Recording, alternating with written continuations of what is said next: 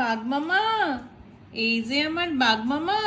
বলে বাবারে, আজকে 21শে জুন, তাই উনি ব্যায়াম করছেন। বলেছে তোমাকে, বলেছে তোমাকে বলেছে না। Good boy. সিট সিট করো, সিট সিট। শোনো, সিট।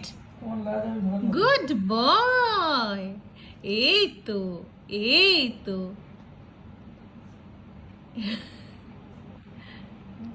এই কুতুসে কান ধরছো কেন ওর? কান ধরে মুলে দেবো তোমাকে। এ কেন? আমি তো দোষ তো করিনি, আমি তো গুড বয়। বলেছো তুমি, বলেছো।